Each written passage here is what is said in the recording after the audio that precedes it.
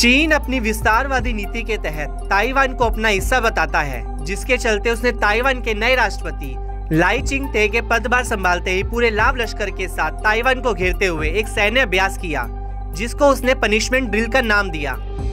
साथ ही चीन, ताइवान और अमेरिका का ट्रायंगल हमेशा से सुर्खियों में रहता है। एक बार फिर चीन के ताइवान पर बढ़ते दबाव के बीच अमेरिका कूद पड़ा है।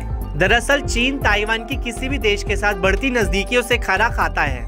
खासकर अमेरिका के साथ ताइवान के रक्षा संबंधों से चीन हमेशा नाराज रहता है। जब भी अमेरिकी अधिकारी ताइवान पहुंचते हैं तो चीन अपनी सैन्य तैनाती को बढ़ाकर सैन्य अभ्यास शुरू कर ताइवान पर दबाव बनाने की कवायद में जुट जाता है। पिछले कुछ सालों से अमेरिका ताइवान को हथियारों की सप्लाई कर मजबूत बनाने में जुटा हुआ है।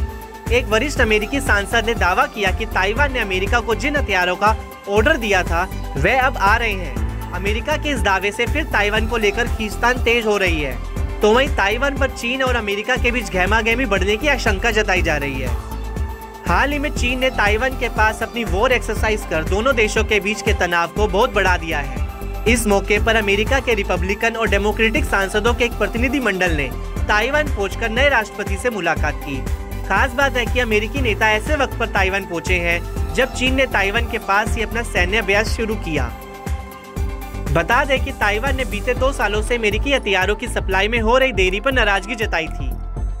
बताया जाता है कि ताइवान ने स्टिंगर एंटी एयरक्राफ्ट मिसाइल जैसे हथियारों के लिए ऑर्डर दिया है, जिस पर अमेरिकी नेता ने खुलासा किया कि जल्दी सप्लाई पूरी हो जाएगी। बता दें कि पिछले महीने ही अमेरिकी संसद ने एक रिलीफ पैकेज पर मुहर लगाई थी। इसमें ताइवान की सेना के लिए भी करीब $2 बिलियन का समर्थन शामिल था।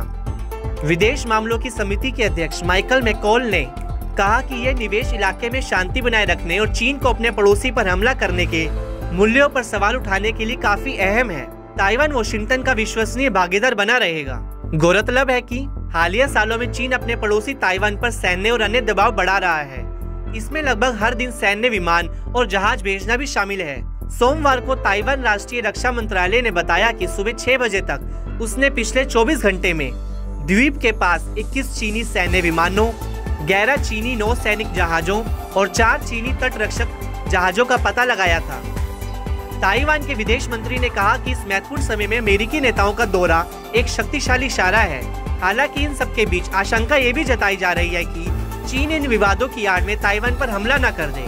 बता दें कि 2 साल के अंदर चीन ने तीसरी बार ताइवान को घेर कर मिलिट्री डील शुरू की है। वहीं चीन अमेरिकी सांसदों के प्रतिनिधि मंडल की ताइवान यात्रा पर आपत्ति जता रहा है। चीन के विदेश मंत्रालय के प्रवक्ता माओ निंग ने अमेरिका और ताइवान के बीच सैन्य संपर्क और ताइवान को हथियार देने के प्रयासों की निंदा की है। निंग ने कहा कि बीजिंग अपनी संप्रभुता और क्षेत्रीय अखंडता की रक्षा के लिए आवश्यक कदम उठाएगा। दुनिया में केवल एक ही चीन है, ताइवान उसका हिस्सा है।